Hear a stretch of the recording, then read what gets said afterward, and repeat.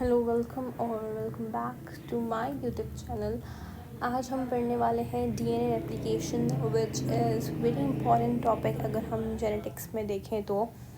So let's begin with our first step. Replication का मतलब होता है डीएनए की कॉपीज़ बनाना। हमारे पास डीएनए है, इसकी हमें कॉपीज़ बनानी हो तो हम इसको बोलते हैं रेप्लिकेशन। इससे सबसे पहले जो आपसे एमसीक्यूज पूछा जा सकता है कि रेप्लिकेशन कहाँ पे होती है, लाइक किस स्टेज के अंदर सेल साइकिल के, या मैं बोलूँ इंटरफेस के। अगर आपने पढ़ा हो, आई एम श्योर ये हमारे पास सेल साइकिल है फॉर इंस्टेंस, तो इसके अंदर इतना जो होता है वो इंटरफेस होता है। दिस इज़ योर, मैं बात करूँ तो this is your M face. और राइट, इसके अंदर या माइटोसिस हो सकती है या मियोसिस भी हो सकती है। बाकी का जो सारा है that is your interface. All right, इस इंटरफेस के अंदर किस फेस के अंदर वी हैव 3 फेजेस, राइट। हमारे पास 3 फेजेस हैं सेल साइकिल के अंदर। इंटरफेस के अंदर हम बात करें particularly G1 face, S face और G2 फेस। G1 और G यहाँ पे रिप्रेजेंट्स गैप, या हम इसको ग्रोथ भी ले सकते हैं, बट हम यहाँ पे गैप लिखा जाता है। तो किस स्टेज के अंदर रेप्लिकेशन होती है? तो द स्टेज जहाँ पे रेप्लिकेशन होती है दैट इज़ आपका सबसे पहला एमसीक्यूज कि ये रेप्लिकेशन होती है एस फेस ऑफ इंटरफेस के अंदर। ठीक है, डीएनए रेप्लिकेशन हमेशा एस फेस के अंदर होती है। अगर मैं बात करूँ कि आरएनए कहाँ पे किस स्टेज पे सिंथेसाइज होता है, तो आरएनए यहाँ होता है G2 फेस के अंदर सिंथेसाइज होता है। बट हमारा टॉपिक आज का जो है that is DNA replication, not RNA. तो डीएनए रेप्लिकेशन जो होती है वो एस फेस के अंदर होती है। ऑलराइट, आई होप ये बेसिक सी बात आपको एक एमसीक्यूज क्लियर हो गया होगा। S phase. दूसरी बात, हमारा जो डीएनए है उसका मॉडल कौन सा है, वो किस तरीके से रेप्लिकेट करता है, मतलब विच मॉडल, क्या वो सेमी कंजर्वेटिव है या वो कंजर्वेटिव है या डिस्पर्सिव है ना। इसको जानने के लिए अलग अलग प्रकार के वो एक्सपेरिमेंट किए गए थे, मीजल्स एंड स्टार्स एक्सपेरिमेंट। वो हम आगे की में पढ़ेंगे, लेकिन अभी फॉर योर इन्फॉर्मेशन मैं बता दूं कि जो डीएनए है that is semi conservative.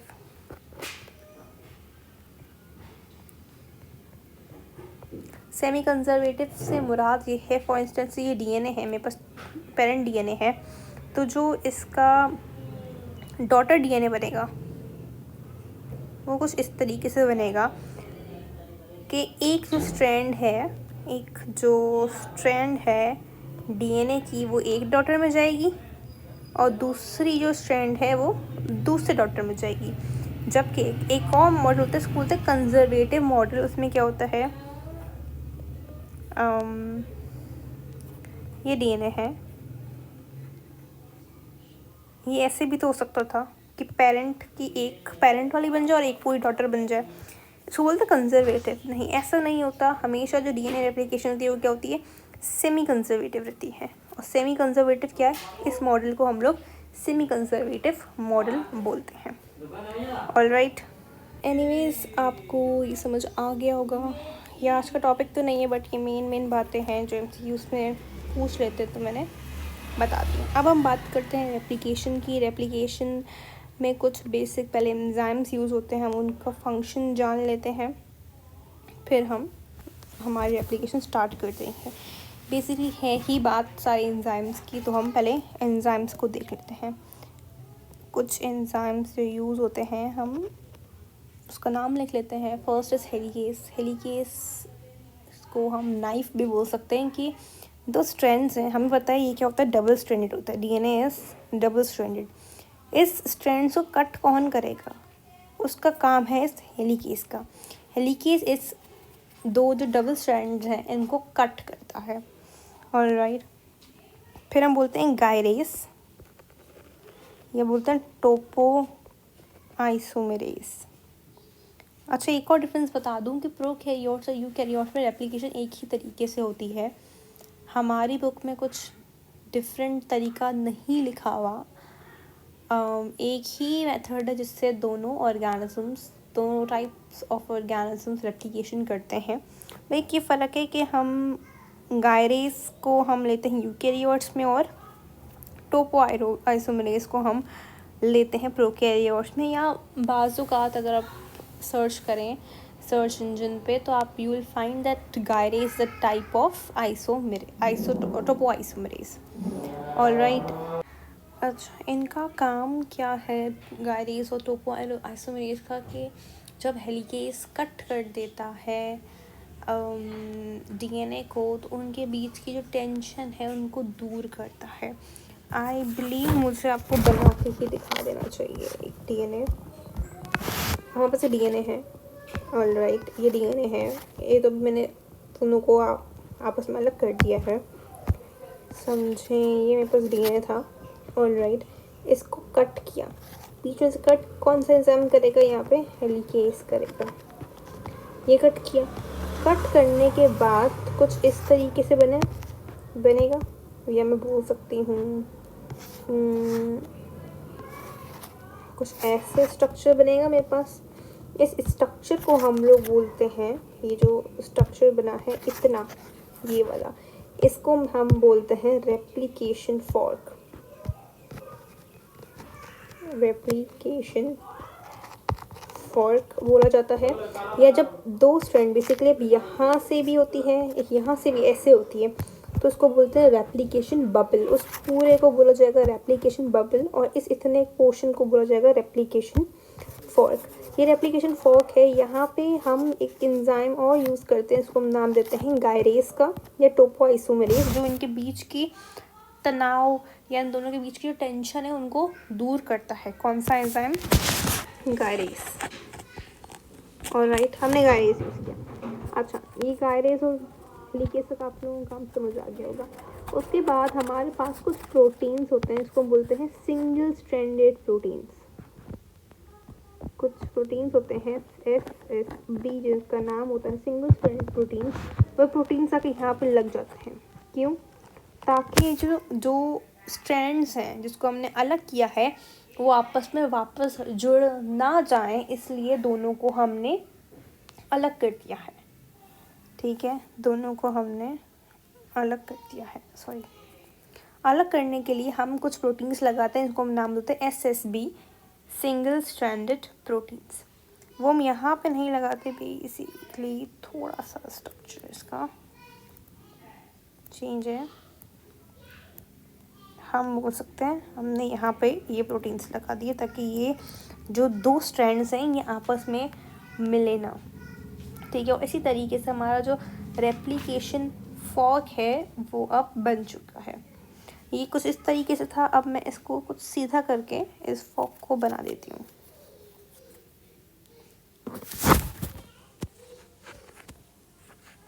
Alright, ये मेरा है रेप्लिकेशन फॉर्क। एक होगा 5 प्राइम टू 3 प्राइम, एक होगा यहाँ से, एक होगा 5 प्राइम टू 3 प्राइम। ऑलराइट, अब क्या करना था अब हमें इनके डॉटर स्ट्रैंड बनानी है। उसके लिए हमारे पास एक एंजाइम है जिसका नाम है DNA polymerase. Alright, DNA polymerase. लेकिन इस DNA पॉलीमरेज की कुछ शर्तें हैं, like there are some conditions, कि उन कंडीशंस पे ही सिर्फ DNA पॉलीमरेज काम करेगा। एक कंडीशन ये है कि जो हमेशा ये न्यूक्लियोटाइड डालेगा वो 5 प्राइम टू 3 प्राइम ही डालेगा, 3 प्राइम टू 5 प्राइम नहीं डालेगा। कहाँ पे किस जगह पे न्यूक्लियोटाइड की एडिशन करेगा, मतलब पॉलीमराइजेशन करेगा 5 प्राइम टू 3 प्राइम। ऑलराइट, और एक और इसकी कंडीशन है कि पहले से कुछ न्यूक्लियोटाइड्स मौजूद होने चाहिए। There should be some nucleotides present वहाँ पे, उसके बाद ही काम करना ये स्टार्ट करेगा। ये कुछ इसकी कंडीशंस है। अब इसने बोला कि ये पॉलीमराइजेशन करेगा सिर्फ 5 प्राइम टू 3 प्राइम। इसका मतलब ये है कि ये वाला जो स्ट्रैंड है ये तो पॉलीमराइज हो जाएगा, लेकिन बेचारा हमारा जो ये वाला स्ट्रैंड है इसका क्या होगा, इसका क्या होगा। अब जैसे कि मैंने बोला कि ये जो प्राइमेज है, सॉरी ये जो डीएनए पॉलीमरेज है ये सिर्फ तभी काम करता है जब कुछ पहले से न्यूक्लियोटाइड्स मौजूद हों, उससे पहले काम नहीं करेगा। तो डीएनए पॉलीमरेज की भी 3 टाइप्स आती हैं। There are 3 types of DNA polymerase. 3 types है। पहला जो टाइप है डीएनए पॉलीमरेज का, वो क्या करता है, ऐड करता है उन न्यूक्लियोटाइड्स को। वो होती हैं बेसिकली आरएनए न्यूक्लियोटाइड्स को हम बोलते हैं प्राइमर लगा दिया हमने।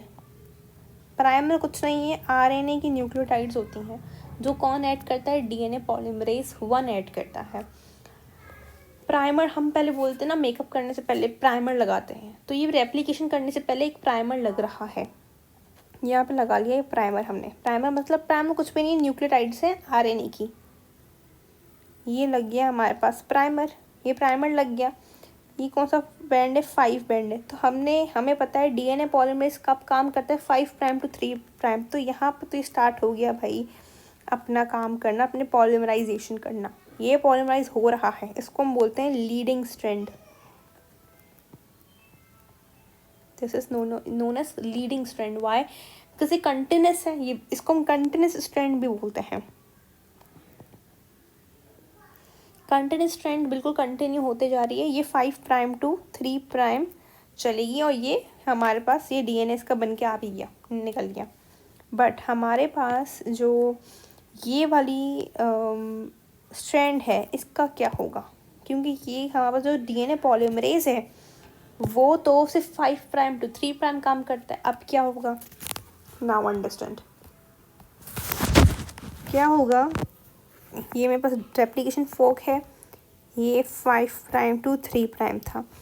अब क्या होगा, डीएनए पॉलीमरेज 1 का क्या काम है, प्राइमर लगाना। यहाँ प्राइमर लगेगा लेकिन यहाँ पे नहीं लगेगा, ये लगेगा थोड़ा सा दूर इस जगह पे, ताकि अगर यहाँ से अगर ये डीएनए पॉलीमरेज काम करना स्टार्ट करता है, ठीक है, तो इसके लिए ये इसका 5 प्राइम बन जाएगा और 3 प्राइम ये बन जाएगा। तो 5 प्राइम टू 3 प्राइम वाली कंडीशन पूरी हो रही है इसकी। तो पहले इसका लगेगा प्राइमर लगा दिया। फिर ये 5 प्राइम बोला था हमने, तो डीएनए पॉलीमरेज ने अपने अपने न्यूक्लियोटाइड्स लगाना स्टार्ट कर दिए और 3 प्राइम पे आ गया और एक स्ट्रैंड बन के तैयार हो गया। लेकिन हमें एक स्ट्रैंड थोड़ा ना बनाना है, ये तो थोड़ा सा बिल्कुल पार्ट बना है, हमें और बड़ा करना था, क्योंकि हमें तो पूरी रेप्लिकेशन करनी थी।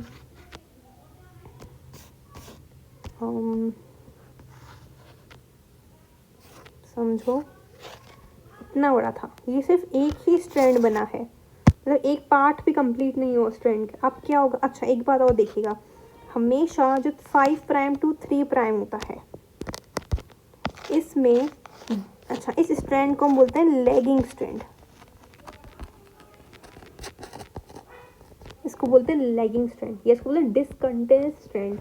अब वापस करना है तो इसके पास एक और एक्टिविटी है कि वापस से जितना बन गया ये वापस घूम के जाएगा, इस साइड पे आएगा, इस साइड पे आएगा और यहाँ से काम करना स्टार्ट करेगा। वापस बेचारा प्राइमर लगाएगा अपना, यहाँ पे प्राइमर लगाया इसने, फिर अपनी न्यूक्लियोटाइड्स ऐड करना स्टार्ट की यहाँ से और एक स्ट्रैंड बन गया वापस। तो देखिएगा इन स्ट्रैंड्स में एक डिसकंटिन्यूस चीज़ है, दोनों मिले हुए नहीं हैं ये स्ट्रैंड्स। ऑलराइट, अब इन फ्रेगमेंट्स बने ना, फ्रेगमेंट्स में हमारा डीएनए बना है, इन फ्रेगमेंट्स को हम एक नाम देते हैं, इसको बोलते हैं ओकाज़ाकी फ्रेगमेंट्स। ओकाज़ाकी फ्रेगमेंट्स नाम देते हैं इनको। और इस स्ट्रैंड को क्या बोला जाता है, लैगिंग स्ट्रैंड या फिर डिसकंटिन्यूस स्ट्रैंड का नाम दिया जाता है। अब एक स्ट्रैंड ये बनी, एक ये बनी, एक ये बनी, 3 बन के आ गई। ऑलराइट, अब इनके बीच एक एंजाइम काम करेगा, इसको बोलते हैं डीएनए लाइगेज। डीएनए लाइगेज आएगा और इनको आपस में जोड़ देगा। अभी जुड़ गए, अभी आपस में जुड़ गए, ठीक है, with the help of what, with the help of this DNA ligase. ये काम था हमारे पास डीएनए रेप्लिकेशन का। ये एक स्ट्रैंड बन गई, इसके ऊपर वाली जो एक स्ट्रैंड थी ये बन गई, ये इसका डीएनए हमारे पास पूरा कंप्लीट हो गया। अब एज आई टोल्ड यू के हमारे पास डीएनए पॉलीमरेज के 3 टाइप्स हैं। DNA polymerase 1, DNA polymerase 1, then 2, then हमारे पास ये है 3। ऑलराइट, तो 1 का क्या काम है और 2 का क्या काम है। 1 का क्या काम है, डीएनए जो प्राइमर लगा रहे थे हम, आरएनए की सीक्वेंस लगा रहे थे, ये हमारा जो डीएनए पॉलीमरेज काम करे वो काम करता है DNA polymerase 1। Alright, then DNA polymerase 2 का क्या काम है, इस प्राइमर को हटाना, इसको निकालना और डीएनए रिपेयरिंग करना, वो किसका काम है, डीएनए पॉलीमरेज 2 का काम है। 3 का काम क्या है, असल में जो पॉलीमराइजेशन कर रहा था कि न्यूक्लियोटाइड्स लगा रहा था वो 3 लगा रहा था, प्लस प्रूफ रीडिंग का काम भी हमारे पास डीएनए पॉलीमरेज 3 ही करता है। ये 3 हमारे पास फंक्शंस थे कि अच्छा यहाँ पे थोड़ा सा एक मैं बता दूँ, हमारे पास एक एंजाइम होता है एक और, इसको हम नाम देते हैं प्राइमेस का। प्राइमेस क्या करता है, प्राइमर कुछ भी नहीं है, एक 10 न्यूक्लियोटाइड्स की सीक्वेंस होती है आरएनए की। ऑलराइट, वो लगाता है प्राइमेस, इसका काम है प्राइमेस का। डीएनए पॉलीमरेज उस प्राइमर को हटाता है, डीएनए पॉलीमरेज उस प्राइमर को हटाएगा, डीएनए पॉलीमरेज 1 उस प्राइमर को हटाएगा, एंड डीएनए पॉलीमरेज 2 है वो प्रूफ रीडिंग करता है। प्रूफ रीडिंग से मुराद अगर पीछे गलती से कोई गलत बेस लग गया हो या डीएनए जगह आरएनए लग गया हो तो उसको सही करने का काम है, को हम बोलते हैं प्रूफ रीडिंग, जो कि काम है डीएनए पॉलीमरेज 2 का। प्लस हमारे पास जो डीएनए रिपेयरिंग है, ठीक है, वो भी कहीं से नहीं लगा, कहीं से कोई बेस पेयर मिस हो गया, वो काम है डीएनए पॉलीमरेज 2 का। देन 3 का काम है असल में पॉलीमराइजेशन करना। 3 का असल काम है कि वो पॉलीमराइजेशन करेगा, formation of new daughter strand as known as polymerization. So कुछ भी नहीं है, बेसिक 3 फंक्शंस हैं। डीएनए पॉलीमरेज 1 जो प्राइमर को हटाएगा, डीएनए पॉलीमरेज 2 जो कि प्रूफ रीडिंग करेगा और डीएनए को रिपेयर करने का काम करेगा, थर्ड जो है कि वो पॉलीमराइजेशन करेगा। कुछ भी नहीं है, बिल्कुल ईजी सी बात है, जस्ट लर्न विथ मी। 1 का काम है प्राइमर हटाना, क्योंकि हमारा डीएनए स्ट्रैंड बन गया, अब क्या और काम रह जाएगा। डीएनए पॉलीमरेज 1 हमारे पास प्राइमर को हटाएगा, 2 जो है प्रूफ रीडिंग का काम करेगा, डीएनए रिपेयरिंग करेगा, और जो थर्ड है वो असल में पॉलीमराइजेशन का काम करेगा। ये कुछ बातें थी डीएनए रेप्लिकेशन के बारे में। बाकी एक और एमसीक्यूज आपके पास आ सकता है कि जो डीएनए पॉलीमरेज है, डीएनए पॉलीमरेज हैज 2 फंक्शंस। कौन से? एक तो इसका काम है पॉलीमराइजेशन करना और दूसरा एक्सोन्यूक्लियस एक्टिविटी भी इसका ही काम है। और इस डीएनए पॉलीमरेज का एक और नाम होता है डीएनए डिपेंडेंट डीएनए पॉलीमरेज। ऐसा क्यों बोला? क्योंकि जो बेसिस देख के बना रहा है वो डीएनए को ही है, इसलिए हम यहाँ पे बोलते हैं DNA dependent DNA polymerase. Alright, अगर हम बात करें कि डीएनए को सबसे पहले किसने देखा था, तो फ्रेडरिक मिशर ने देखा था। एंड डीएनए का सबसे पहले मॉडल किसने दिया था, तो डीएनए का वॉटसन क्रिक ने दिया था। डीएनए को डीएनए आइडेंटिफाई करने से पहले क्या नाम दिया जाता था, तो उसको बोला जाता था न्यूक्लियन बोला जाता था। तो ये कुछ बेसिक बातें हैं। आई रियली होप ये आपको क्लियर हो गया होगा। डीएनए पॉलीमरेज 1 का काम है प्राइमर को हटाना, 2 का काम है प्रूफ रीडिंग करना और 3 का काम है पॉलीमराइजेशन करना. So till then, stay tuned and stay updated to my channel.